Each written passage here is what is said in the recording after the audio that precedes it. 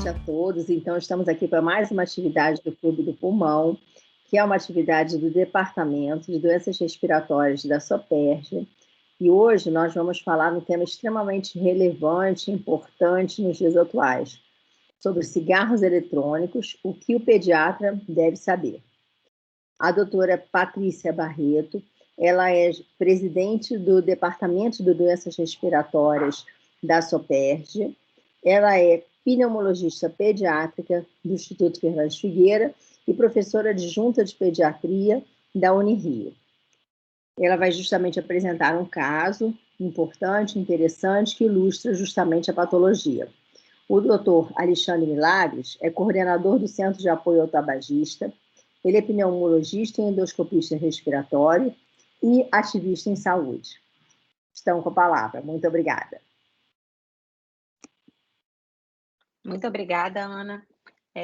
Então, a gente está fazendo o nosso primeiro Clube do Pulmão de 2024. O tema são os cigarros eletrônicos e a saúde respiratória das crianças. E essa atividade ela é sempre desenvolvida baseando-se em um caso clínico. Então, a gente sempre traz um caso clínico para discussão e faz a contextualização. Queria agradecer muito a presença da Ana como coordenadora do evento, secretária do Departamento de Doenças Respiratórias da SOPERJ e também pneumopediatra do Instituto de Pediatria e Puericultura, Martagão Gesteira, UFRJ, e também professora de pediatria lá do IPPMG. E agradecer muito ao doutor Alexandre. Eu sou uma seguidora de todo o trabalho que ele faz e de todo o painel e de todo o debate que ele coloca em cena. Então, eu fiquei muito feliz, mas muito feliz mesmo quando ele aceitou estar aqui conosco, tá? É um pneumologista de adulto que não só é experiente no assunto, mas milita sobre o assunto, então ele vai poder contribuir muito conosco, pediatras. Bom, então vamos conversar um pouquinho. Por que nós estamos aqui hoje? Então, por que a gente está aqui hoje? Por que eu escolhi esse caso clínico para trazer para a discussão hoje? Primeiro, porque o tabagismo ele continua sendo uma doença crônica causada pela dependência à nicotina em todos os produtos à base de tabaco. Ela adoece cerca de 8 milhões de pessoas, ela é responsável por cerca de 8 milhões de mortes no mundo, então o tabagismo é responsável por cerca de 8 milhões de mortes no mundo. No Brasil, chega a 450 mortes por dia. Lembrando que a nossa população pediátrica ela é exposta, na maioria das vezes, de forma passiva no início durante a primeira infância, e na adolescência inicia o uso recreativo. Uma outra informação importante que todo pediatra tem que saber: a nicotina ela é a principal responsável por causar o vício e a fixação do indivíduo por esse tipo de material.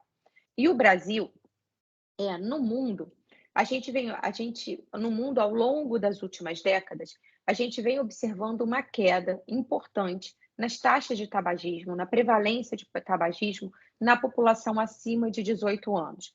Quando a gente observa os dados do Centro de Controle do Tabagismo, a gente observa que da década de 2000 até 2020, a gente observa uma queda importante em ambos os sexos, tanto no gênero masculino quanto no gênero feminino, na população de 18 anos, quando a gente trata do tema tabagismo.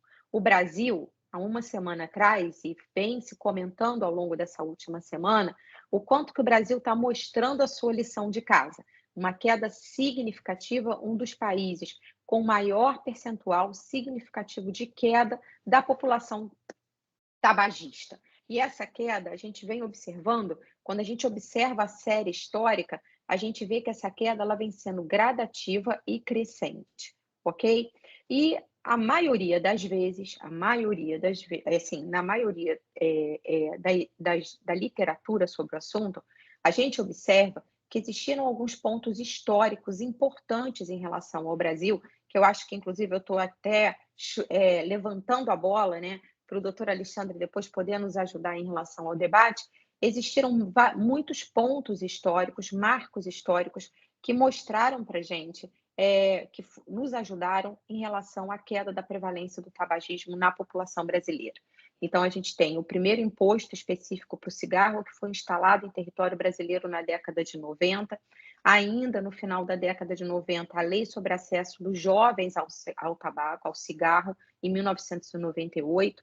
Entre 90 e 98, especificamente em 96, as imagens de advertência e restrição de publicidade e as leis sobre o ambiente livre de tabaco e o aumento do valor e dos impostos em relação aos produtos também foi determinante. Olha como a queda foi significativa nesses anos em que houve a instalação dessas intervenções.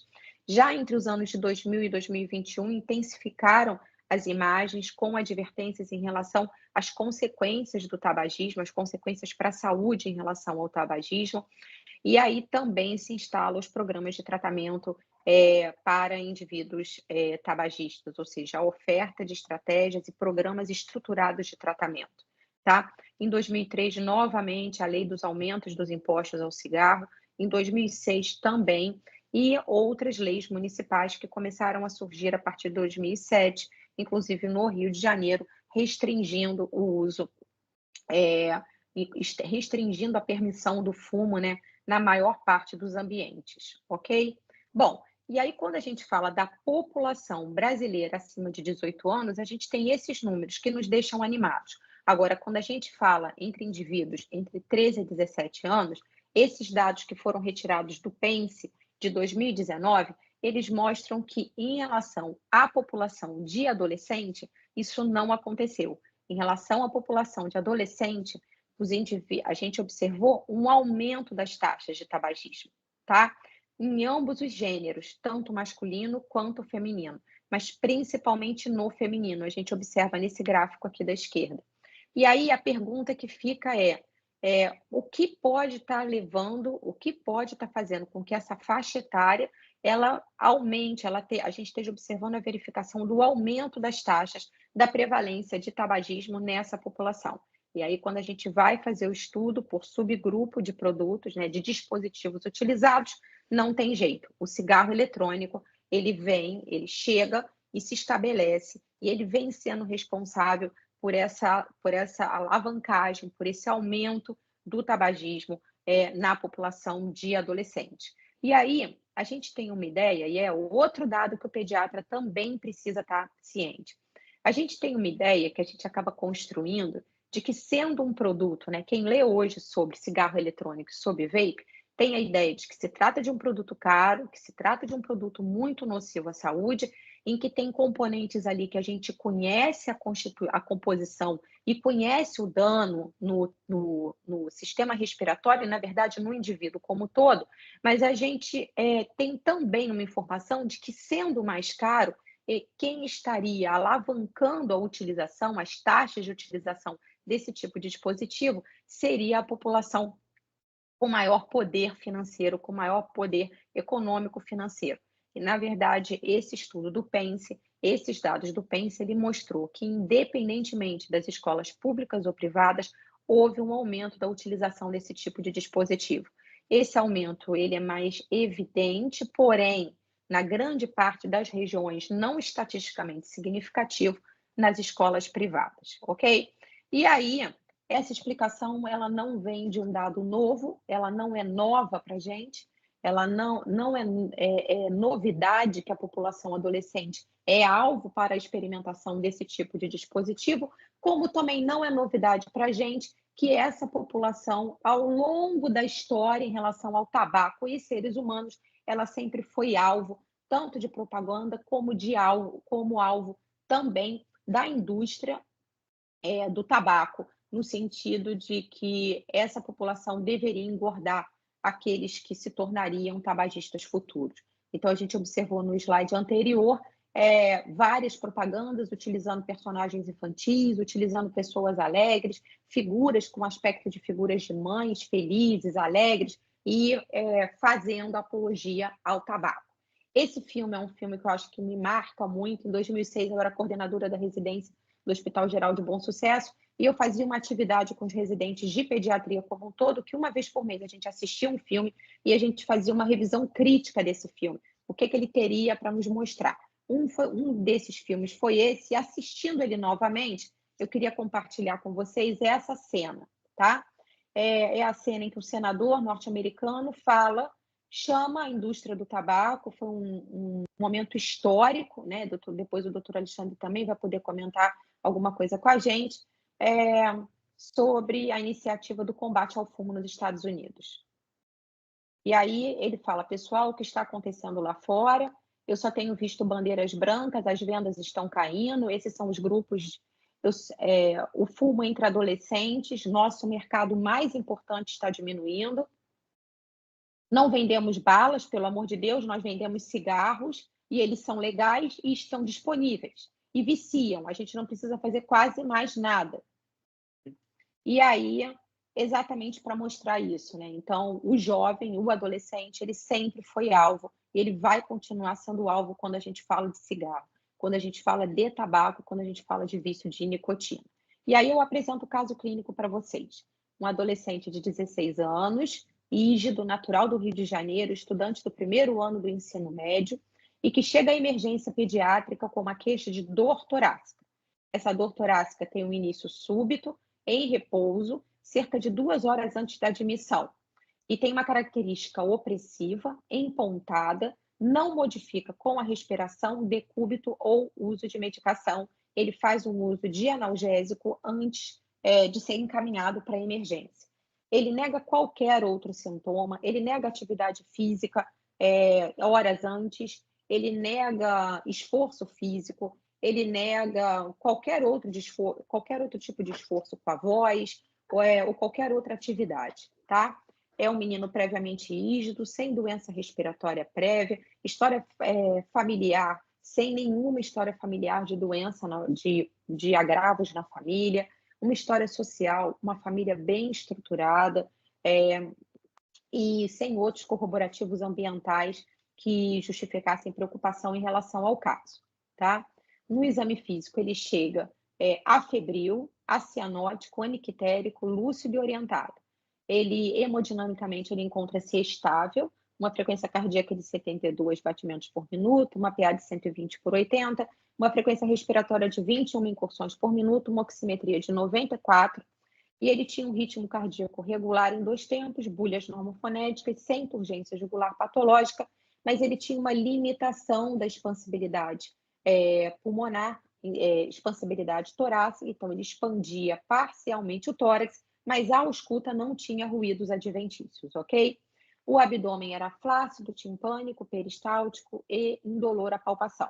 E apresentava crepitações à palpação da parede torácica anterior, próximo à região clavicular, ok? Bilateral, tá? Bom, imediatamente é solicitada uma radiografia de tórax para ele, que a gente observa uma área cardíaca normal, partes moles e ósseas também normais, não há sinais de fratura de costelas, não há sinais de trauma de partes moles, os diafragmas são normoposicionados e normoinclinados, e a gente observa, eu não sei se vocês vão conseguir observar, eu não consigo apontar aqui com o mouse para poder apontar para vocês, mas ele tem toda a silhueta cardíaca marcada por uma linha hipertransparente, bilateralmente, configurando uma imagem sugestiva de pneumomediastina, ok? Bom, a princípio, com essa radiografia de tórax, os colegas da emergência imaginam que tenha sido um pneumomediastina espontâneo e eles encaminham o paciente, encaminham o adolescente para uma tomografia computadorizada de tórax. Essa tomografia computadorizada de tórax ela foi feita sem contraste e a gente já observa desde o primeiro corte que já há enfisema subcutâneo bilateral na região cervical, exatamente aonde era palpado a crepitação, e a gente observa um enfisema, um pneumomediastino que disseca a árvore respiratória. E eu vou colocar o filme aqui para vocês, exatamente para a gente poder ver toda a dissecção da árvore respiratória. A gente observa que aqui também, disseca também em volta do pericárdio, ok? Bom, e aí esse paciente, após o resultado desse exame, a equipe volta à beira do leito, tentando encontrar as possíveis causas para esse pneumomediastino, que a princípio foi um pneumomediastino espontâneo, Lembrando que as principais causas de a definição de pneumomediastino é a presença anormal de ar extraluminar dentro do mediastino, ok? Essa fuga aérea ela pode acontecer por causas intratorácicas e extratorácicas. As causas intratorácicas, qualquer causa que leve à elevação da pressão intrapulmonar, exercício, a ventilação mecânica, o paciente TPOC, a criança ou adolescente asmático e alguma alteração de voz, então alguma manobra exaustiva, intensa ou súbita da voz, do manejo das cordas vocais, também pode levar a um aumento da pressão intrapulmonar, podendo levar a um pneumomediastino, a fuga aérea, tá? Existem também as causas iatrogênicas relacionadas a procedimentos realizados em ambiente hospitalar, o trauma torácico fechado ou aberto e a ruptura esofágica. Já nas causas extratorácicas, a gente tem o trauma, a cirurgia dentária, cirurgia em região cervical e em região peritoneal pode levar à fuga aérea intramediastinal, como também a perfuração de víscera oca e diverticulite, ok? Visto que todos esses folhetos e todos esses canais, eles se comunicam, ok? Quando a gente observa a história da criança e a gente observa o exame físico dela e observa também a tomografia de tórax, algumas hipóteses diagnósticas a gente já imediatamente consegue afastar. Então, a gente afasta, esse paciente não está em ventilação mecânica, ele não é um paciente DPOC, ele não tem história de asma, ele não foi submetido a nenhum procedimento, ele não tem nenhuma alteração semiológica e nem visível à tomografia ou no exame físico de trauma, não há sinais de ruptura esofágica, principalmente na tomografia. Esse paciente, novamente, não foi submetido a nenhum procedimento cirúrgico e não tem nenhum sinal de ruptura de víscera oca em ambiente abdominal, ok? Em sistema abdominal, ok? Bom, e aí eles entram em contato com a especialista, eles entram em contato, na verdade, comigo, a pedido do pediatra. E eu, por coincidência, eu havia lido recentemente artigos sobre manifestações pouco usuais ou raras dentro do ambiente de emergência e de UTI acerca do uso de cigarros eletrônicos na adolescência. E havia, na verdade, 2 artigos numa série histórica de mais de 10 anos que falavam sobre a possibilidade da síndrome do extravasamento aéreo, inclusive relatando a possibilidade de pneumotórax ou pneumomediastino isolado, ou então, inclusive, o ar dissecando a coluna vertebral. E aí, eu sugeri à equipe que pudesse ter a etiologia como o uso de cigarro eletrônico, visto que era um indivíduo, um adolescente ígido, que não tinha nenhum fator de risco. E aí, e expliquei que essa causa de pneumomediastino, ela poderia ser decorrente da elevação da pressão intrapulmonar e que existiam, hoje, algumas teorias para o acontecimento desse tipo de situação. E aí, a médica, a princípio, refutou a possibilidade, mas ela foi até o leito e perguntou ao adolescente sobre o uso do cigarro eletrônico.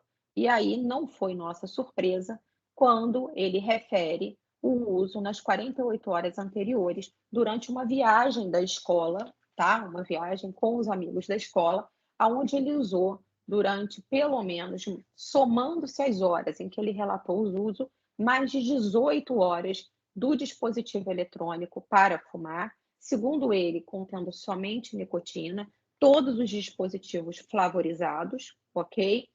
E ele negava a utilização de dispositivos contendo THC. E aí, excluídas todas as possibilidades, esse paciente foi internado, ele foi hospitalizado, foram colhidos painéis virais, hemocultura, foram afastadas causas infecciosas, causas estruturais, causas cardiológicas, então ele teve toda a avaliação cardiológica e através de um diagnóstico de exclusão, ele teve como diagnóstico um pneumomediastino causado pelo uso de cigarro eletrônico prévio à doença. E aí, quais seriam as principais teorias que hoje existem exatamente para o pneumodiastino acontecendo durante o uso do vape. Então, esse vídeo aqui eu consegui baixar para vocês, eu vou ver se eu consigo aumentar a velocidade, que é para não gastar muito tempo. E, na verdade, ele mostra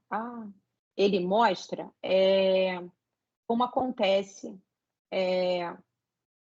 essa possibilidade. Então, na verdade, o indivíduo ele fuma ininterruptamente, dando várias tragadas. Essas várias tragadas, durante o fenômeno, durante a manobra inspiratória, ele não exala completamente, ele não expira completamente, portanto, ele aumenta o volume pulmonar, ele aumenta o volume residual final. Com isso, ele aumenta a capacidade, o volume pulmonar final a cada inspiração fica progressivamente maior, até que, em uma manobra de tosse, ou mesmo espontaneamente, ocorre a síndrome do extravasamento aéreo. Ela não necessariamente, inclusive na maioria dos relatos, nos 2 relatos que eu encontrei e na revisão que depois eu trouxe para vocês, eles descrevem, inclusive, a ocorrência do fenômeno não relacionado ao uso naquele momento do cigarro eletrônico. Então, na verdade, ocorre normalmente após o uso, ou seja, esse indivíduo relata o uso mais intenso, pelo menos nos 2 a 3 dias anteriores ao evento. Então, isso pode acontecer, ok? E aí, o que eu encontrei desse tipo de literatura para poder trazer para vocês? Então, foram 3 trabalhos principais que eu encontrei, que foram os 3 relatos de caso e uma revisão sobre as principais alterações radiológicas sobre o uso do vape, além da EVALI, que já é um comprometimento pulmonar que a gente conhece, que a gente já vem estudando desde a sua primeira descrição em 2019, ok? O primeiro foi esse caso, que foi um caso raro de pneumomediastino induzido pelo vape, também um indivíduo adolescente entrando na fase de adulto jovem, também com a mesma história. Nesse caso, ele relatava o uso tanto do vape contendo THC quanto do vape contendo somente nicotina, mas todos eles eram flavorizados, ok? Esse artigo foi publicado em 2021, ok? Bom, esse artigo ele foi bem interessante, e é um artigo que eu acho que vale a pena, e depois eu posso compartilhar com todos. É um artigo que, na verdade, ranqueia, né, as principais alterações radiológicas visualizadas, tanto em adultos quanto adolescentes, em relação ao uso do cigarro eletrônico dentro de uma série histórica longa, ok? Esse artigo foi publicado em 2020, tá?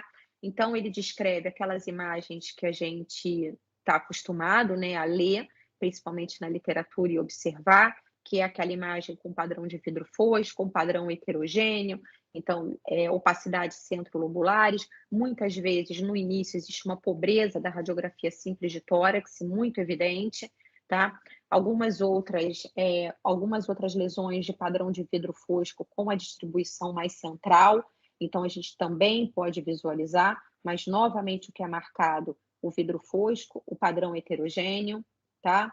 E aí ele fala sobre o pneumomediastino como uma lesão ocorrendo raramente, com mecanismo fisiopatológico descrito semelhante ao que eu coloquei para vocês, e podendo ou não estar associado já à doença parenquimatosa, ok?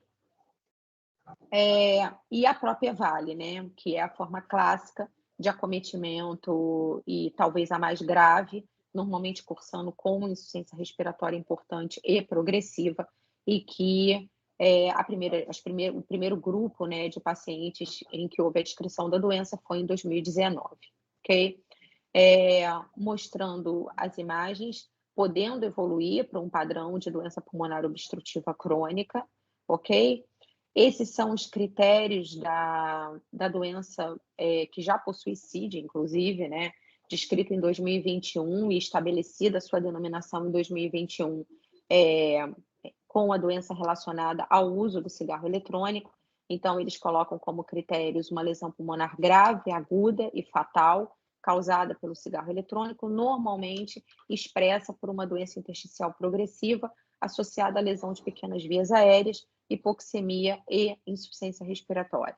Esses são os critérios de 2021 que a Organização Mundial de Saúde complementa, o padrão radiológico que ele exemplifica, mas a gente já sabe que desse padrão original nós já temos já essas variações que eu descrevi para vocês, e esse é um outro artigo muito interessante, que fala sobre o impacto do vaping na saúde respiratória, especificamente na saúde respiratória e especificamente na população de adolescentes, tá? Então ele fala desde a lesão térmica possível, relacionada à lesão térmica da mucosa das vias respiratórias, da mucosa oral, inclusive, causada pelo produto, até o dano das vias aéreas, o dano alveolar e o dano epitelial, inclusive com comprometimento intersticial. Esse artigo ele também chama a atenção das boas práticas em relação a como abordar o uso desse tipo de dispositivo, o hábito desse tipo de uso desse tipo de dispositivo, principalmente na população pediátrica, ok? Então, ele dá dicas de como abordar, de como perguntar, exatamente de forma que você consiga resgatar a maior parte das informações, ok? Ele também coloca alguns critérios de inclusão. Então, ele diz, se o paciente tem sintomas respiratórios e foi exposto ao vape, relata ter sido exposto ao vape, principalmente através de fumo ativo, através de uso ativo, né? Ele sempre recomenda que sejam avaliados sintomas constitucionais, a presença de sintomas gastrointestinais, a imagem torácica, então a imagem da radiografia simples de tórax e ou tomografia. Se esse paciente vai ser hospitalizado, ele sugere a coleta de biomarcadores, o que a gente não tem na nossa realidade. Eu não sei se o doutor Alexandre, na população adulta, tem disponível, tá? E observar sempre a monitorização da oximetria, principalmente em ar ambiente, para decidir a utilização do oxigênio e a internação ou hospitalização em ambiente de terapia intensiva, ok? Se a gente recebe não para alguma dessas perguntas, a gente não tem sintomas constitucionais, não tem sintomas em outros órgãos e sistemas, sim, a lesão pulmonar causada pelo vape é a primeira hipótese. Caso a gente tenha outra possibilidade que explique os sintomas, é importante que a gente não abandone a hipótese do impacto do vape sobre essa saúde respiratória, mas que a gente também procure outras causas, tá? Lembrando da nicotina, ela é uma droga, ela é estimulante, altamente viciante e causa mudanças bioquímicas extremamente importantes no cérebro. E é exatamente essa molécula que, por características constitucionais do cérebro do adolescente, principalmente em termos de percentual de gordura, é que faz com que esse cérebro ele seja mais ávido e viciável de uma forma muito mais rápida e muito mais fácil do que a população adulta. Uma coisa que eu queria chamar a atenção em relação a cigarro eletrônico e criança e adolescente é que os sintomas respiratórios, eles não se detêm só ao sistema respiratório. Então, eu tenho sistema digestórios, eu tenho alterações cerebrais, eu tenho hoje já descrita a chamada NIC-SIC, que é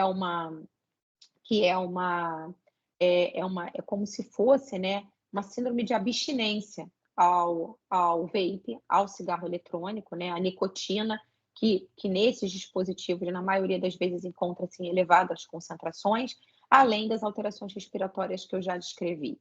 Lembrar que quando a gente fala de vape e população pediátrica, sem dúvida nenhuma, a flavorização desses produtos foi criada, né? foi introduzida nesses dispositivos exatamente para poder pegar essa população, transformar aquele dispositivo em mais atraente, em mais da moda, em mais objeto de desejo propriamente dita, tá?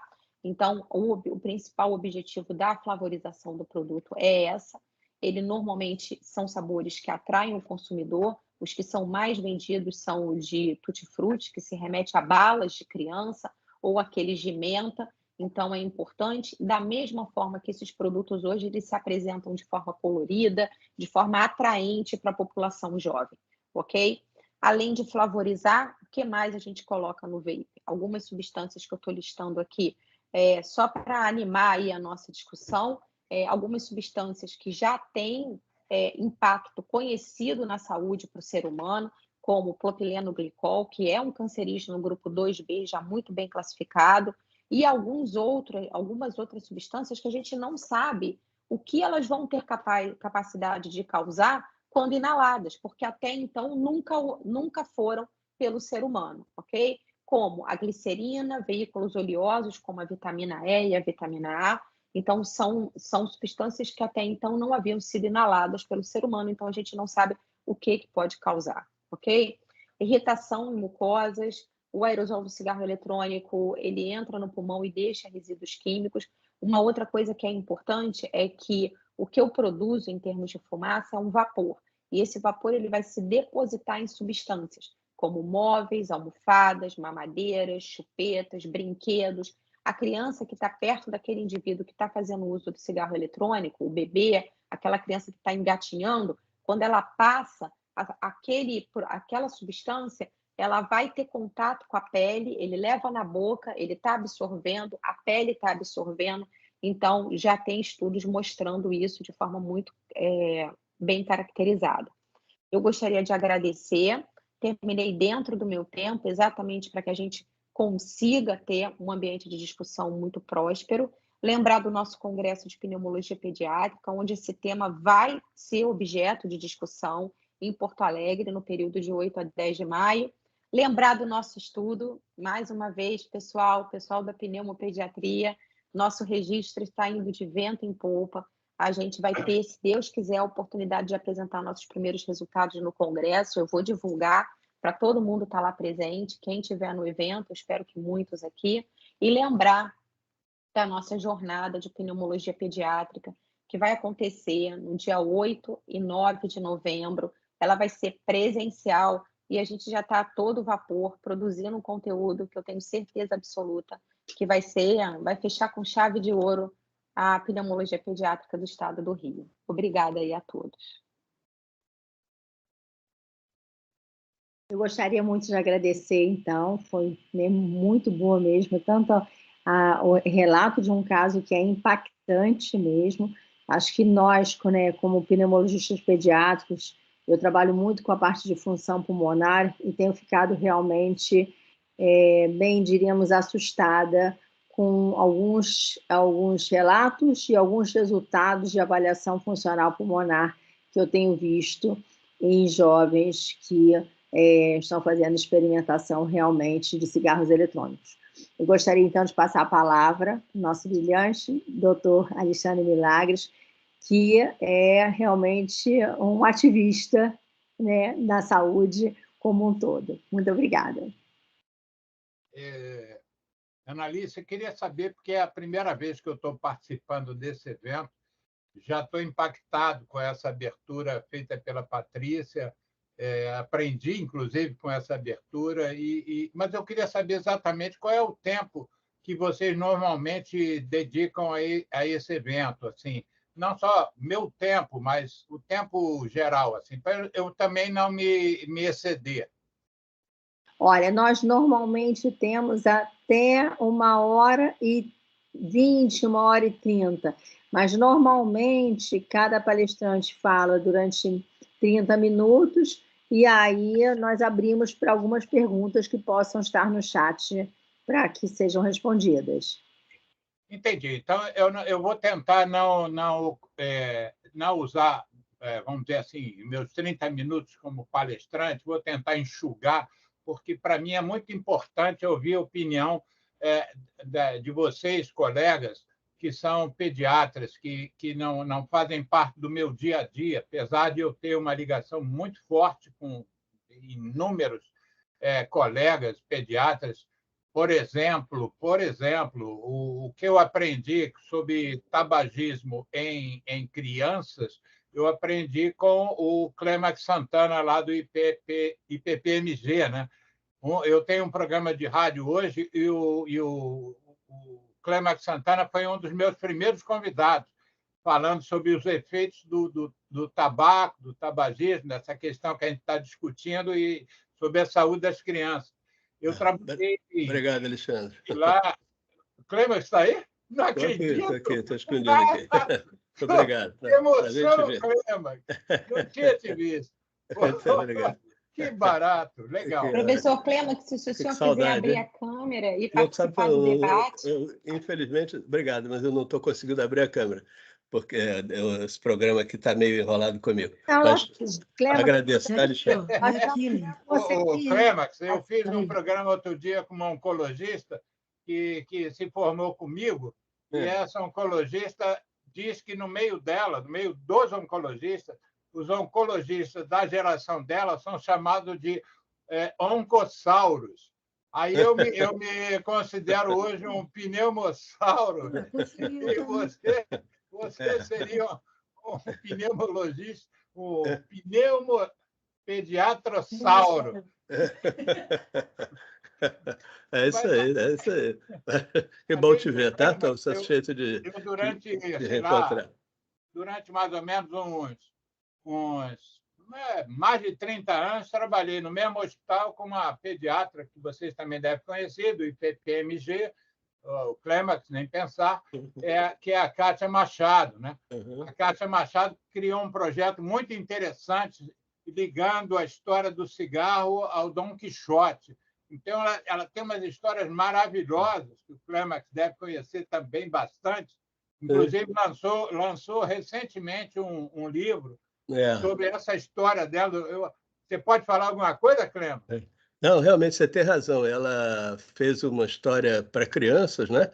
Ilustrada, baseado na questão do tabagismo, e teve um sucesso bastante razoável, porque o livro já foi traduzido, se não me engano, para 2 ou 3 línguas. Então ou mais, né? Então foi ela. A Kátia está aí, ela está simplesmente. E a Kátia está aí também. Ela está aí, ela está na área. Não acredito. Kátia foi presidente do Centro de Estudos do Hospital Rafael de Paula Souza, que era o meu hospital, onde eu trabalhei 36 anos direto, e eu era o vice dela. Isso, que bom, que beleza, que beleza. Você está aí, tá. A gente está desvirtuando aqui o objetivo da do evento. Não, essa é uma homenagem merecida a ela. Eu estou querendo aprender com você, Alexandrão, meu guru do tabagismo.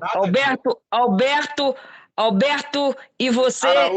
Alberto Araújo. E você, meus gurus do tabagismo. Vamos tocar o barco.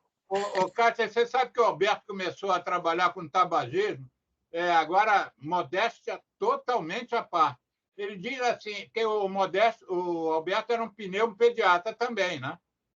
Médico do trabalho. E ele disse que ele viu uma palestra minha nos anos 80 que, assim, sensibilizou ele, tanto que ele virou um militante do tabaco, e foi o maior militante do tabaco que o Brasil teve nos últimos, sei lá, 20, 30 anos. Infelizmente, ele nos deixou por uma doença grave e tal, há 2 anos, mais ou menos, mas ele era da MB, ele era, enfim, todos nós sabemos da história do Alberto. Mas o Annalise, eu vou voltar ao tema agora, se você me permite. Fiquei tão emocionado com essas pessoas aqui. Eu não sabia que o rosto do Clêmax, da cara, não apareceu na imagem. Mas, enfim, eu vou contar um pouquinho, usando assim, vou enxugar ainda mais o tempo que eu iria falar sobre o tema. Eu vou falar um pouquinho sobre a minha iniciação no tabagismo, para depois chegar ao momento que a gente está hoje. Eu sou de uma geração fumante. O meu pai era fumante, meu avô era fumante, o avô, por parte de mãe, também era fumante, meu padrinho era fumante, e eu virei fumante com 17 anos, iludido por uma ideia, na época do vestibular, que eu estava ansioso, que se eu fumasse eu ficaria mais calmo para fazer o vestibular para a medicina. Eu entrei para a Unirio com 17 anos de idade. Eu fiz 18 em maio de 1973. E eu comecei a estudar tabagismo em 1976. Eu estava no 4º ano de medicina, e aquela coisa de acadêmico de medicina que quer ir para congresso, não entende 90% do que está sendo discutido lá, mas a gente se sentia bem, eu fui para lá. E eu tive a felicidade, aí eu vou chamar realmente de felicidade, eu agradeço aos deuses do universo, de ter assistido uma palestra de um cara absolutamente fenomenal, chamado Mário Rigato. O congresso era um congresso da Sociedade Brasileira de Pneumologia e Zoologia, tinha, então, palestrantes de todas as partes do país, e eu caí nessa palestra do Mário Rigato falando sobre cigarro. E isso foi em 1976, eu me formei em 78. A partir da palestra do Mário Rigato, eu nunca mais, desde 1976, nunca mais parei de estudar tabagismo. Ou seja, daqui a 2 anos vão fazer 50 anos que eu estudo tabagismo. E é uma coisa que eu digo para os meus assim, não digo, eu não sou mentor de ninguém, mas as pessoas que eventualmente eu oriento, eu digo assim: se você não quer parar de estudar para o resto da sua vida, se dedique ao tabagismo. Porque eu acabei de dizer que daqui a 2 anos farei 50 anos de estudo. Eu nunca passei um dia, também eu sou um cara dedicado, mas nunca passei um dia sem aprender alguma coisa sobre tabagismo. Por exemplo, eu posso dizer que no dia de hoje, no dia 25 de abril, eu aprendi com a minha colega. Para fora por quê? E eu quero conversar mais com ela, a Patrícia, que acabou de fazer uma apresentação muito interessante num espaço restrito de 30 minutos. Imagina se ela tiver 1h30 para falar, como eu quero que ela fale lá no meu programa de rádio, que dura esse tempo todo. Então, desde 1976, eu tenho estudado tabaco. E o estudo do tabaco tem me aberto as portas, não só para a questão do tabaco em si, das doenças que o tabaco leva, que hoje nós falamos repetidamente em 70 doenças diferentes, mas eu estou começando a me dedicar, eu vou me dedicar daqui a uns 2, 3 meses, já marquei na minha agenda, a estudar exatamente que doenças são essas, porque eu acho que não são só 70, eu acho que são mais do que 70. Eu por exemplo, e o Clemax e a Kátia e a Patrícia, que vivem isso também há tanto tempo, nós vivemos 3 décadas dizendo que havia 4.720 substâncias tóxicas na fumaça do cigarro. Nós vivemos 30 anos vivendo isso, repetindo uma ladainha. E, de repente, a OMS falou de um dia para o outro, e eu estou tentando precisar que dia foi esse, passamos a 7.000 substâncias. Agora não são mais de 4.720. Verdade ou não, Clema?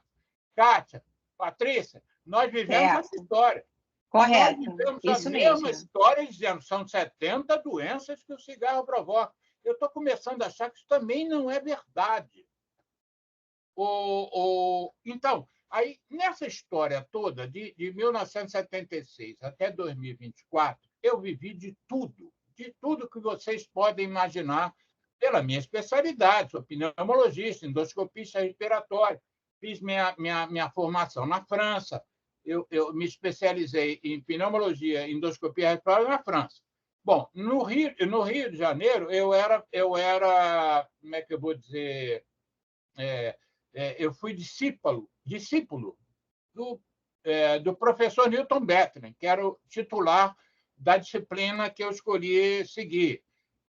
Um dos professores assistentes que eu me liguei foi o professor Guilherme Martins, que, além de ser pneumologista, também era endoscopista respiratório.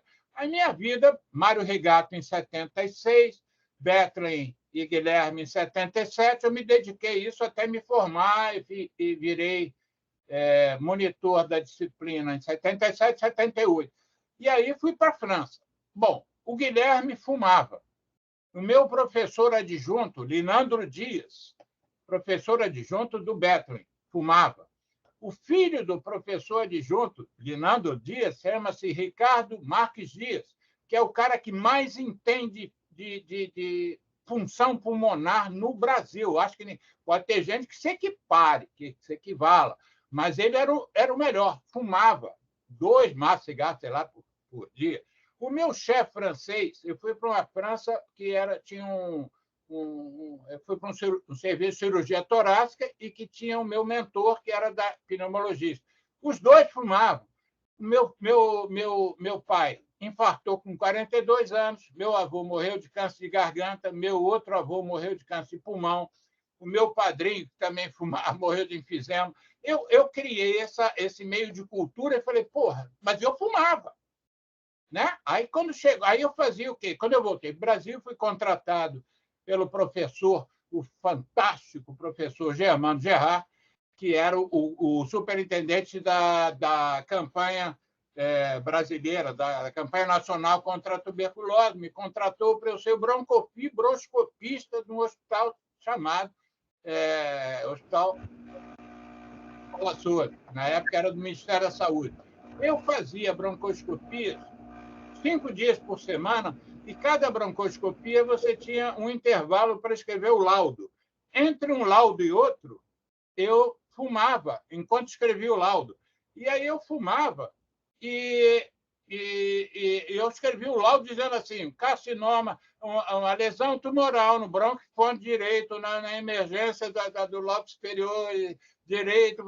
E eu escrevia laudos sobre doenças que o cigarro provocava.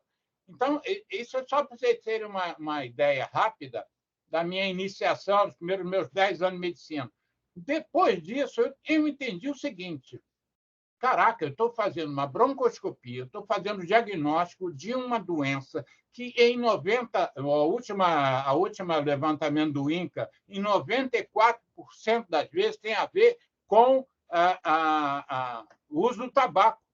Câncer de pulmão, em 94% das vezes, está associado ao uso do tabaco. E eu fazia a broncoscopia, o laudo da broncoscopia fumando. Né? Isso é um absurdo completo. Aí, o que aconteceu? Nesse meio tempo, eu desenvolvi tudo aquilo que o Mário Rigato tinha me dito. Eu me formei em 78, mas em 1981, um professor fantástico, tão fantástico quanto o Mário Rigato, chamado José Rosenberg. Esse homem, inglês, naturalizado brasileiro, escreveu um livro que eu considero a minha bíblia na medicina, que é Tabagismo, um problema de saúde pública, 1981. Nunca mais vamos esquecer disso. O livro o livro existe. Se vocês forem hoje no estante virtual, tem 300 páginas, ele deve ser vendido por R$10. O Zé Rosenberg me dizia assim, Alexandre, eu tenho plena certeza que todas as edições do meu livro são compradas pela indústria. Ele me dizia isso, assim, ele me disse isso várias vezes. Todos os meus livros devem ser comprados porque o meu livro não é um livro de tanto interesse para esgotar uma edição em menos de 3 meses. A gente sabe o que é o mercado de livros no Brasil. A indústria comprava os livros do cara, porque o livro do cara era tão bom, tinha tanta informação a respeito do maior problema de saúde pública do nosso planeta naquela época, em 81, e hoje, em 2024. O tabagismo mata. Hoje, em 2024, com tudo que nós já fizemos, com tudo que nós já aprendemos, ele mata 9 milhões de pessoas por ano no mundo. Isso não é qualquer coisa, gente. Isso não é... A tuberculose mata no Brasil. Eu estou aqui com a camisa de tuberculose, que hoje é o meu dia de trabalhar com tuberculose no município fora do Rio. A tuberculose mata em torno de 17 pessoas por dia no Brasil. 17 pessoas por dia. O tabaco mata 550. Gente, vamos acordar. E aí, o que aconteceu? O que aconteceu é que vocês, pediatras, eu há muito tempo intuí, vocês são as pessoas que podem mudar essa pandemia. Vocês são as pessoas que podem mudar. E tinha uma história aí que dizia que a Finlândia tinha tinha tomado uma determinada decisão. Esqueçam os fumantes. Os fumantes vão morrer de câncer, de enfisema, de infarto, de AVC, eles vão morrer. Vamos trabalhar na criança. Me disseram isso, várias fontes me disseram isso, mas eu confesso que eu nunca entendi, nunca reconheci essa fonte. Essa fonte, eu não posso dizer que a Finlândia tomou essa decisão, mas eu posso dizer agora que vocês, pediatras, podem fazer mudar a história desta mortalidade absurda, inaceitável de tabagismo, causados pela nicotina. Vocês podem fazer. Neonatologistas podem ajudar. Pessoas que fazem o planejamento familiar. Você quer ter filho? Quer. Então, comece a tentar parar de fumar antes de engravidar. Porque que depois de engravidar talvez seja mais difícil, porque você tem muita ansiedade e tal. Então, eu acho que vocês, como um grupo, eu hoje faço um trabalho como ativista, aí eu vou para o meu lado ativista agora, um trabalho que eu acompanho no mundo inteiro o que está sendo feito em termos de protagonismo. Eu quero separar a sílaba, que é o valor que eu dou. Protagonismo juvenil. As crianças são mais receptivas às mensagens de um adolescente do que as mensagens minhas, da Kátia, da Patrícia, do Clêmax, você também, Annalise. As crianças estão mais receptivas aos meninos de 15, 16, 17 anos. Mas quem é que está abastecendo esses meninos de 15, 16, 17 anos com informação para que eles passem às crianças? Vocês, pediatras, vocês podem ter essa ação que eu ainda não estou vendo claramente, mas que eu acho que é um caminho natural. Vocês têm mais capacidade de instruir os meninos de 16, 17, 18 anos do que eu. Eu talvez possa influir alguém com 25, com 30, mas se vocês, pediatras, que sabem lidar com crianças, sabem lidar com pais jovens, sabem lidar com mães jovens, vocês poderiam chegar nas escolas em massa. A Sociedade de Pediatria do Estado do Rio de Janeiro podia fazer um planejamento para, em massa, sensibilidade. A Secretaria de Educação, que é omissa, o Ministério da Educação é omisso nessa questão, e vocês poderiam, de repente, criar um movimento em que vocês influenciem, vocês sensibilizem, capacitem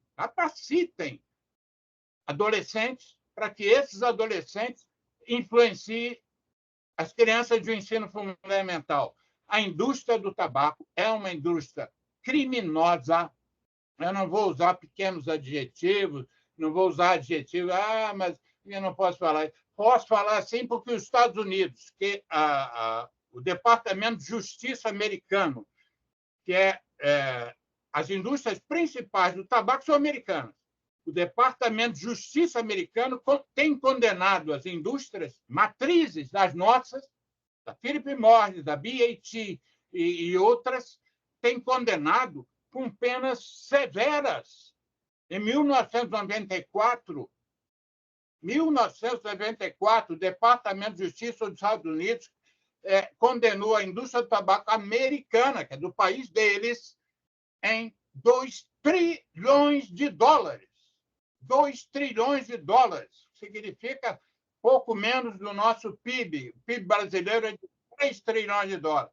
Ou seja, uma empresa, um grupo empresarial, uma corporação foi punida, pagou quase o nosso PIB em 1994. Daí surgiu um filme chamado The Insider, com um ator conhecido, que é o Grohl, o que fez o Gladiador, e esse cara fez o papel do Insider. O Jeffrey Wigand, que é o protagonista do filme real, é muito meu amigo, desde a década de 90, fez o prefácio do meu livro. Eu tenho um livro eletrônico chamado Fumar para Quê? Meninas e Meninos. O Jeffrey Wigand fez o prefácio do meu livro. E o Jeffrey Wigand é considerado pela Organização Mundial de Saúde um divisor de águas no enfrentamento do tabaco. A OMS diz antes e depois do Jeffrey Wigand. O que o Jeffrey Wigand fez? Denunciou todas as estratégias de marketing da indústria do tabaco. Ou seja, quando eu falo que a indústria do tabaco é criminosa, eu posso falar e eu não tenho nenhum temor de receber um processo, porque essa decisão e essa conclusão foi tida pelo Departamento de Justiça dos Estados Unidos, matriz dessas empresas. Então, quando vocês, e eu espero que vocês realmente assumam essa briga. Vocês têm hoje, como eu e o Clemas, somos dinossauros, e a Kátia é uma dinossauro um pouco mais nova, e a Patrícia ainda mais.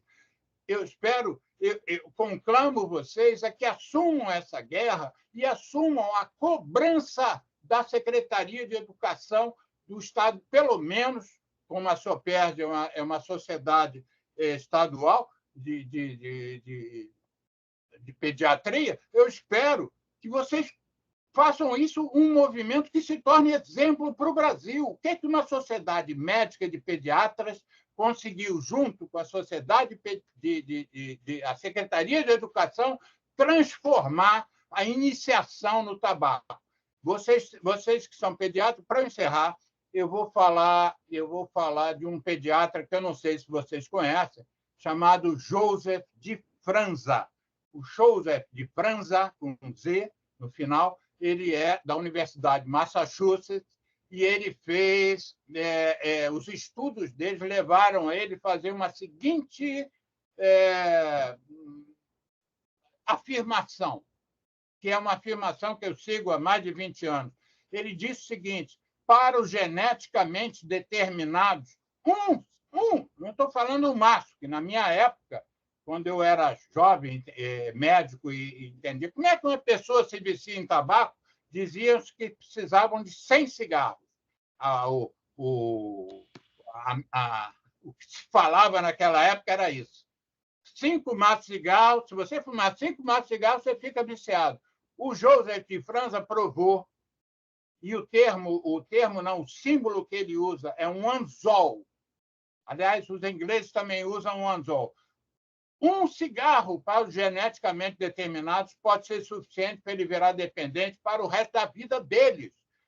Você hoje tem 13 anos de idade, experimenta, porque seu irmão mais velho experimentou, que seu pai fumando, sua mãe fumando, seu padrinho, seu avô, como eu. Um cigarro, você experimentou. Se você tiver a genética da dependência em nicotina, você vai ficar dependente. Ou seja, o nosso trabalho é fazer com que jovens, no início da adolescência, ou mesmo na fase final da infância, que é a fase que você quer descobrir as coisas, você evite experimentar um cigarro, porque um cigarro, se você for pego, se o anzol te pegar, não te larga. E, de repente, você, quando tiver 60 anos de idade, você vai fazer um câncer de pulmão. E um roteirista fantástico, o roteirista que fez o filme Instinto Selvagem, Basic Instinct, ele disse: o cigarro ele foi bancado no primeiro filme pela indústria do tabaco. Ele diz assim: se você for pego com criança, daqui a 50 anos, quando você for pego por criança, é um barulho. Daqui a 50 anos, é o barulho de um revólver. Doutora Alexandre, a doença te pega. Então, eu acho que o papel de vocês, pediatras, a oportunidade que vocês têm nesse momento, sobretudo nesse momento que a indústria está querendo fazer de tudo para viciar as crianças e adolescentes com a nicotina dos cigarros eletrônicos. Se vocês puderem agora se juntar em massa e oferecer uma resistência à saúde pública brasileira, depois da saúde fluminense, vai ficar muito agradecida. Muito obrigada, doutora Alexandre. Eu acho que assim, uma das falas mais importantes foi justamente a importância dos jovens, ainda adolescentes, mas um pouco já próximo da idade adulta, da influência, do papel que eles podem ter em relação aos que estão entrando na adolescência. Então, assim, realmente a SOPERJ está bastante preocupada. A doutora Elizabeth Parente, ela está, né, na plateia, e ela comentou comigo ontem, ela tem um importante papel em relação às ligas acadêmicas, que, na verdade, ainda já são também mais próximos da idade adulta, mas ainda saíram há muito pouco tempo da adolescência. Aí eu gostaria, então, que a professora Elizabeth comentasse Isso aí. a ideia Ana, eu achei super interessante essa tua colocação. Eu queria só, antes da professora Elizabeth, que alegria ela estar aqui junto com a gente, e a gente sabe que ela faz atividades com a Liga, inclusive chama colegas que têm, tanto quanto o doutor Alexandre, bastante experiência. Mas uma coisa que é importante, né, que eu acho que o Alexandre ele deixou muito bem pontuado, né? Por que a sua fala foi tão significativa? Ela foi significativa porque nós pediatras, nós conhecemos e aprendemos sobre os efeitos do cigarro, da nicotina e dos seus subprodutos na população pediátrica. Mas o que é, como é que eu vou explicar? O que é muito necessário nesse momento, né? Eu acho assim, nós estamos tratando de gerações que nasceram e foram programadas para serem não fumadores. Se a gente observar os gráficos que eu trouxe no início da apresentação, e eu acho que foi muito importante, doutor Alexandre, muito importante essa pontuação histórica que o senhor colocou. Foi exatamente por isso que o senhor estrategicamente foi escolhido para estar aqui. Porque eu acho que é muito importante que o pediatra ele conheça essa história, ele conheça muito de perto essa história, para saber que, como tudo na história, já dizia meu pai, os ciclos vão se abrindo e vão se fechando, vão se abrindo e vão se fechando e vão se repetindo. E muitas vezes, da mesma forma que aquela bolsa que está guardada há alguns anos no nosso armário, ela volta a estar na moda, exatamente as estratégias, vamos dizer, de marketing, de venda, de aproveitamento do produto, ela é recirculada e ela também é reativada e ela é reaproveitada.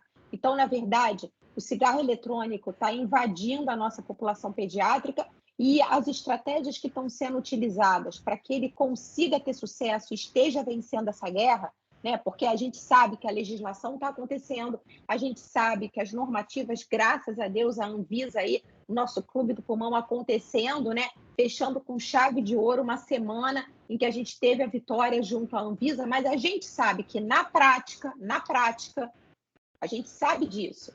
A proibição ela é necessária, ela é fundamental, porque a regulamentação ela não vai acabar com o principal motivo da indústria para pedir a regulamentação.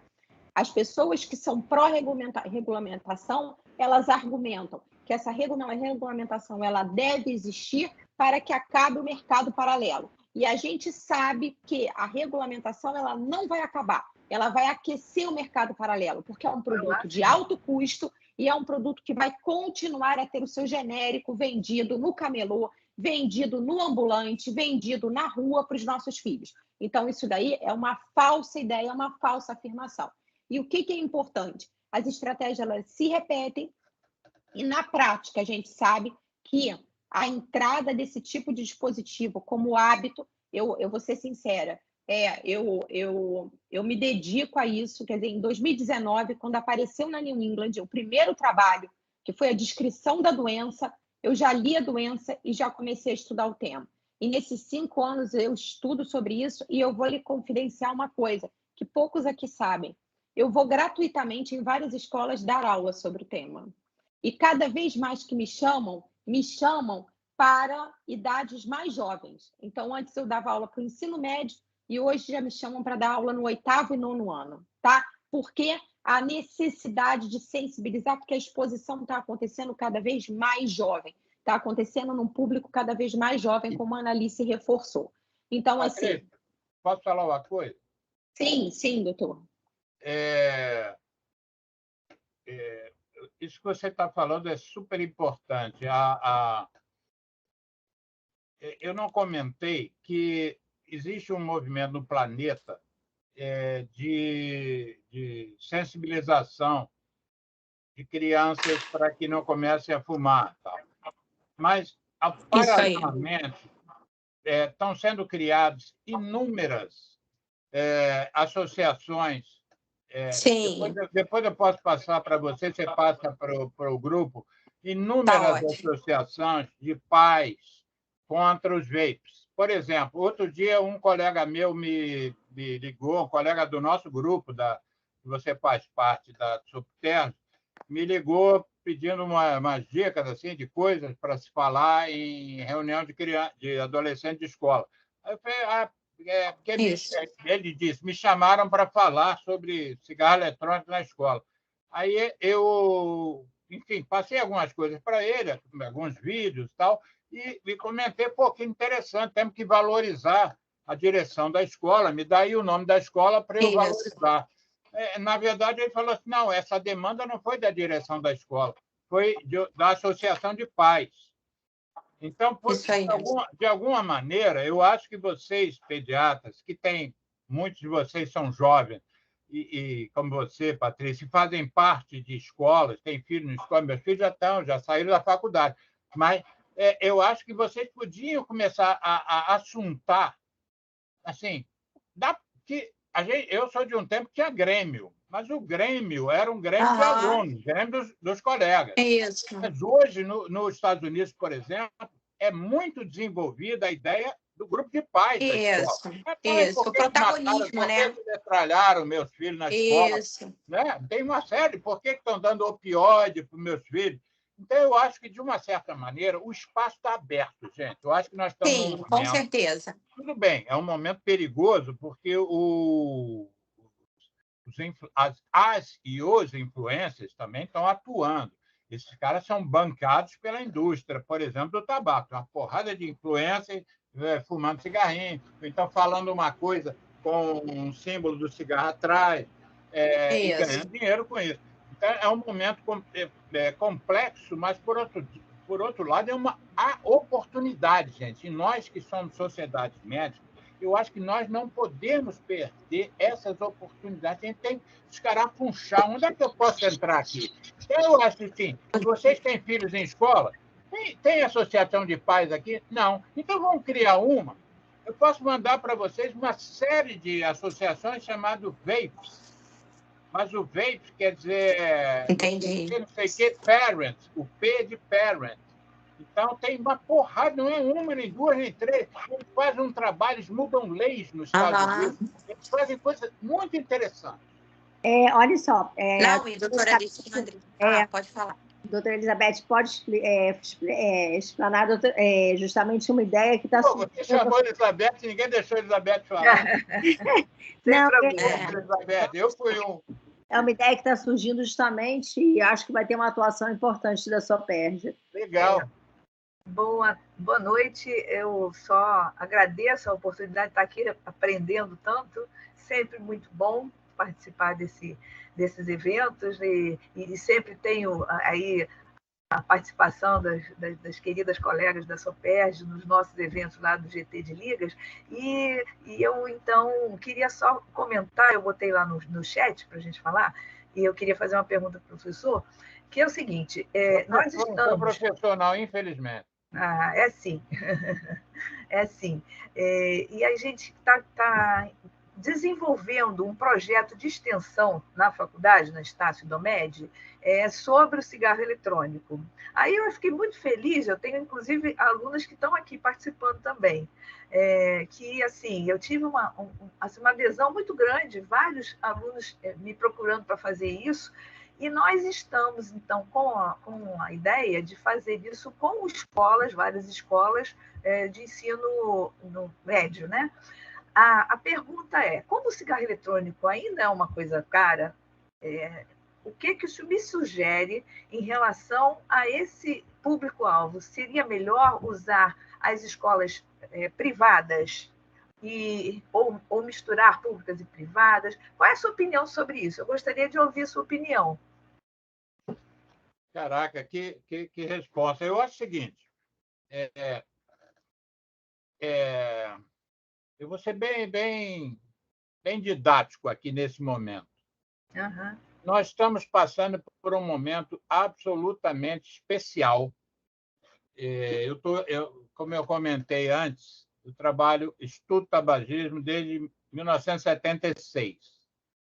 Eu comecei a tratar fumante no meu hospital, como eu era o chefe do serviço.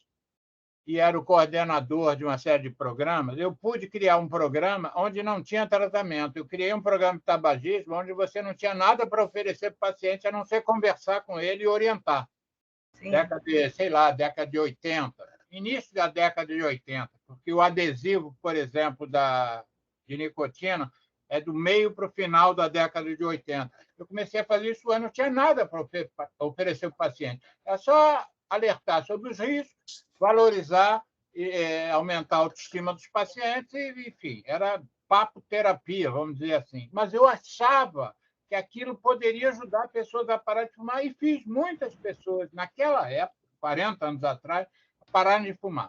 Mas o momento agora, eu acho que se a gente tem energia, nós não temos energia sobrando, a energia é curta, nós temos mil atividades, mil questões que a gente precisa ajudar a população. 1000. Eu trabalho com AIDS, acidente de trânsito, violência, eu trabalho com tuberculose, meu segundo maior militância, e agora a gente está numa militância para tentar eliminar a tuberculose. Eu chego a ficar pasmo com isso, mas aderi, não discuto mais. No início eu discutia. O Ministério quer acabar com a tuberculose até 2030 no Brasil. E eu trabalho com tuberculose desde 1980 e só vejo aumentar. Mas eu sei que isso é uma questão que absorve a gente. Você, Elizabeth, você deve ter 1000 questões. Por exemplo, a Patrícia envolvida com insuficiência respiratória de crianças, hipertensão arterial pulmonar, doença intersticial. Né? É verdade. Aí, o que eu quero dizer é o seguinte: nós não temos, no momento, nos próximos 2, 3 meses, energia a despender. Se nós nunca fizemos nada pelos adolescentes, vamos guardar essa energia para gastar daqui a pouco e vamos nos centrar na segunda vitória que ainda nós não conquistamos. A primeira foi a Anvisa. Nós conseguimos, nós não, os técnicos da Anvisa deram uma derrota para a indústria do tabaco de 5-0. Com 5 votos a 0, nós mantivemos a proibição de cigarros eletrônicos. Só que tem uma senadora chamada Soraya Tronic, lá no nosso Senado, que criou, no ano passado, do nada, ela nunca esteve envolvida em nada no movimento contra o fumo, ela criou o PL, Projeto de Lei 2008-2023, que diz o seguinte: vamos liberar o cigarro. Só que com a derrota da Anvisa, com a derrota da indústria para a Anvisa, esse PL da senadora Soraya Tronic, é o nome dela, Soraya Tronic, do Mato Grosso do Sul.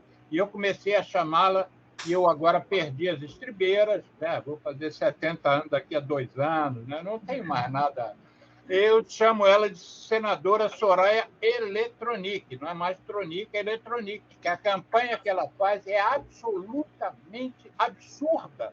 E ela é daquelas pessoas ignorantes, mas assumidamente ignorantes, que ela não tem nenhuma vergonha de defender teses absurdas.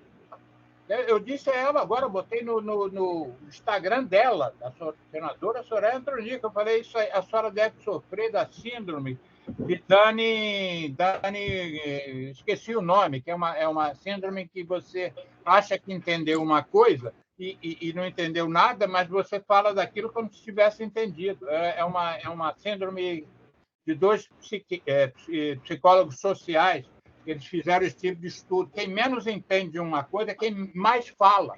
Quem mais entende fala: não sei, eu tenho uma dúvida, não sei se é exatamente isso. Ele deu um exemplo de um guitarrista que ele conhece que é bom pra caramba. Aí o guitarrista falou: você é bom pra caramba? Não sei, tem gente que sabe muito mais que isso. Mas o pessoal que tem a síndrome de Dunning, que eu esqueci o nome, diz o seguinte: a pessoa não entende nada, que é o caso da senadora, mas fala como se entendesse. Só que essa fala como se entendesse, como ela está sendo, entre aspas, arregimentada pela indústria, ela teve uma reunião de manhã na Comissão de Assuntos Econômicos do Senado, teve uma entrevista depois que acabou a reunião, que eu depois peguei a entrevista e editei, escrevi os 26 erros. Depois eu passo para você, Patrícia, Os 26 erros tá ótimo, tá daquela ótimo. entrevista. Tá lá no CAT, né? Tá lá no CAT. Minutos. Depois daquela entrevista, ela foi para o gabinete dela e se reuniu com a Philip Morris.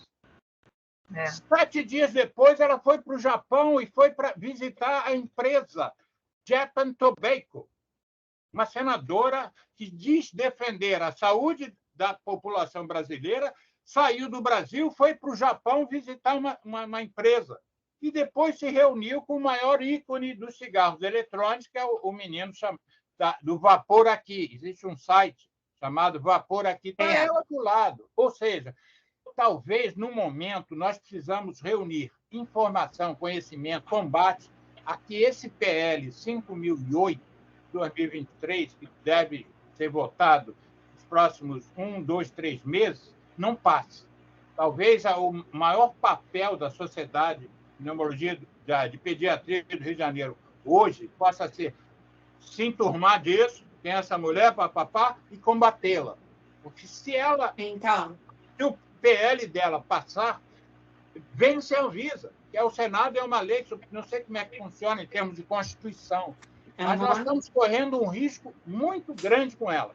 Então, eu sugiro assim, que a Sociedade Pneu, e você, Isabel, você que já vi que é vocacionada para essa questão, se intere desse momento político que nós estamos vivendo, se intere mesmo.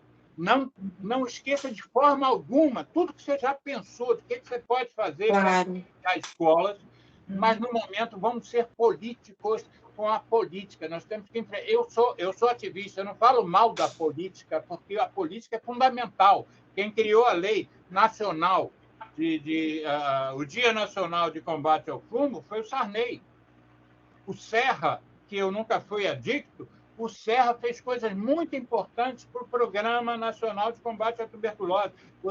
Eu tenho leis contra o fumo no Rio e no Estado e no Brasil com pessoas de partidos que eu não sou coligado, eu não tenho relação com partidos que apresentaram. Então, pense nisso. Doutor Alexandre, foi ótimo. Doutora Beth, eu lá no Fernandes Figueira tem uma residente que está terminando, né? Ela acabou entrando em licença maternidade, mas o projeto dela é exatamente esse. Na verdade, a gente fez um projeto onde a gente, na verdade, procuraria traçar um panorama de conhecimento em relação ao nível de conhecimento dos alunos sobre os dispositivos eletrônicos. E aí a gente faria uma survey a partir da internet, né, uma web survey, e aí eu sou a orientadora dela. E aí a gente fez uma pesquisa e uma das nossas dúvidas era exatamente se a gente deveria investir nas escolas públicas ou nas escolas privadas. Exato. E aí ela apresentou o projeto, porque eles apresentam projetos em seminários, tá?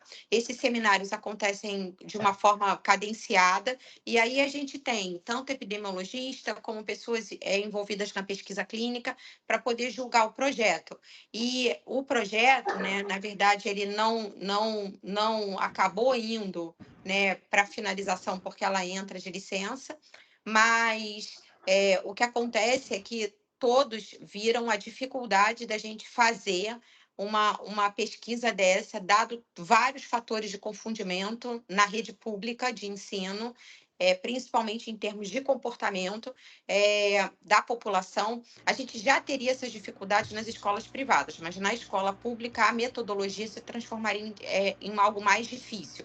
E aí esse estudo do PENS, que eu coloquei nos primeiros slides, ele acabou esclarecendo para a gente, porque eles viram que o consumo está aumentando tanto na escola pública quanto na escola privada. Exato. Então, na verdade, e a escola privada, ela tem a associação das escolas privadas. Então, você consegue nortear geograficamente, escolher escolas, né, um número de escolas iguais de cada região geográfica, e aí você vai não só traçar o diagnóstico, como, a partir desse diagnóstico, traçar a intervenção.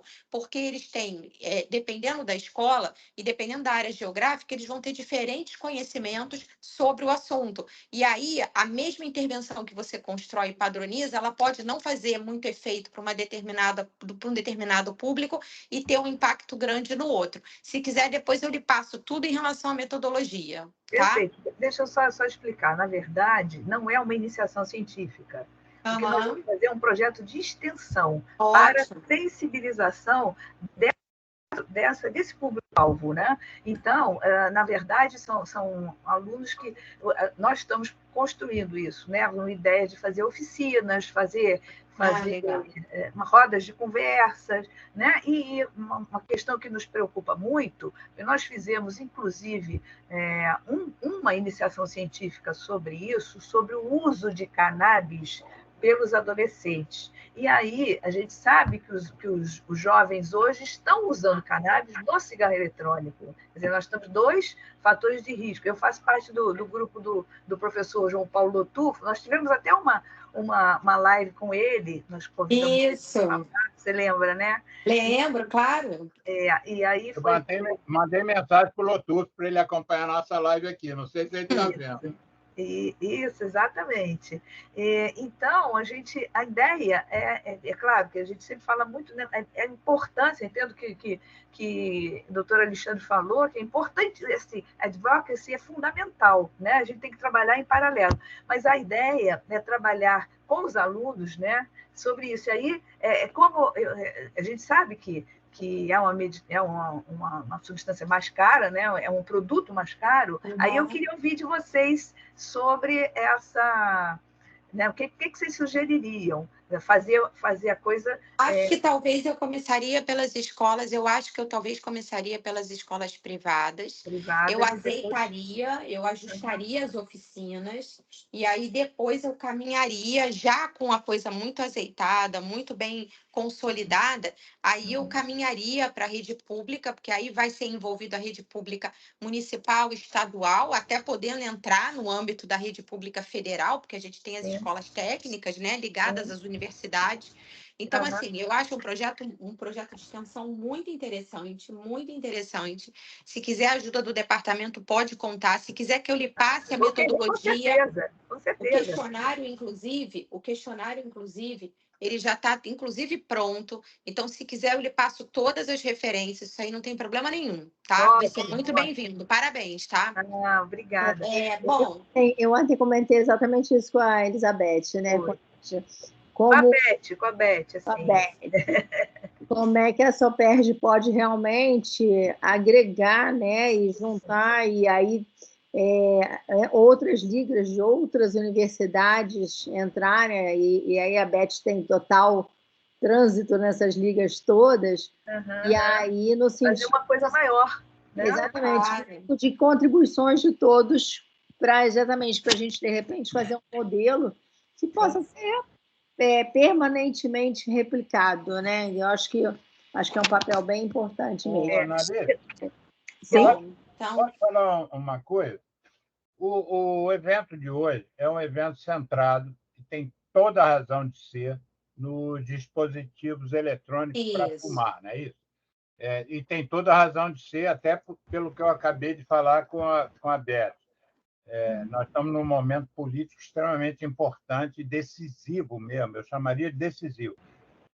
Mas eu só quero lembrar, assim, para vocês, para nós, que nós não somos, nós somos talvez, pelo tempo que eu estou trabalhando nisso e pelo tanto que eu leio sobre isso, nós somos talvez o país mais importante do mundo no controle do tabagismo.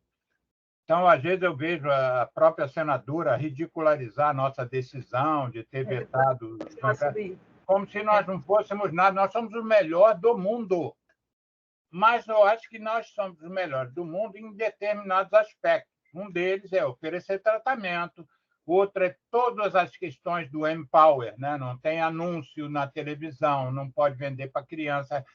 Nós cumprimos todas as coisas que a OMS determinou como fundamentais para você controlar o tabagismo no planeta. Mas eu acho que tem uma questão que nós não estamos nesse nível de enfrentamento, que é justamente a iniciação.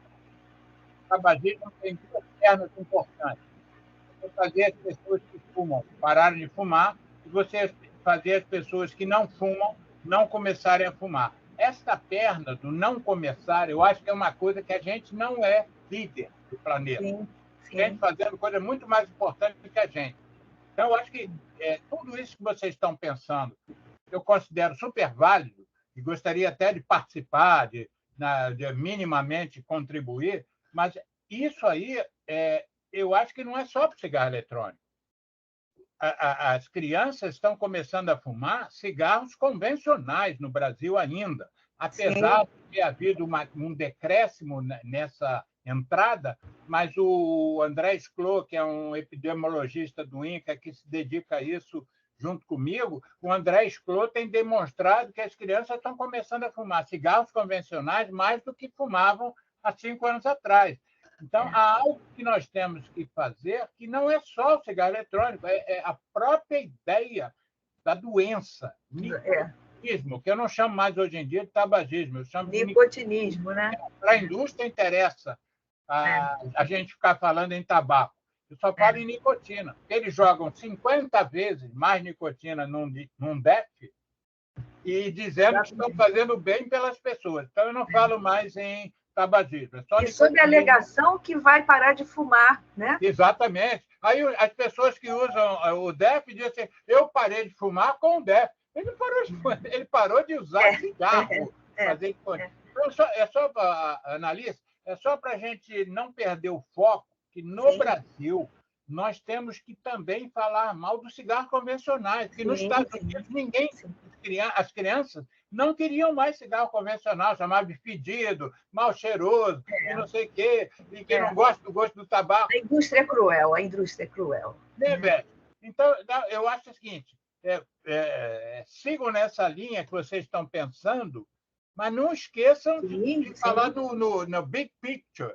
Sim. O big picture é o uso de nicotina de uma forma geral, narguilé, snus. Agora, os Estados Unidos lançou um colchonetezinho que relota na gengiva, entre a gengiva e a bochecha. Aí o nego fica elogiando o programa da Suécia. Aí eu não aguento mais ouvir falar em programa da Suécia. O que aconteceu na Suécia? Diminuiu o fumo de jovem? Diminuiu, é verdade. Só que eles não falam que 28% dos jovens na Suécia são viciados em snus. E o snus, esse tal sachê que eu estou me referindo, tem 5, 7, 8 vezes mais nicotina que o cigarro. Então, a criançada está no snus, mas se você for ver a estatística do tabaco, ela caiu. Mas então a gente tem que ficar atento. Ótimo. Eu não sei se nós já estamos finalizando, mas eu queria muito agradecer a possibilidade de ter ouvido vocês. Nós que agradecemos. Patrícia, o resto da vida.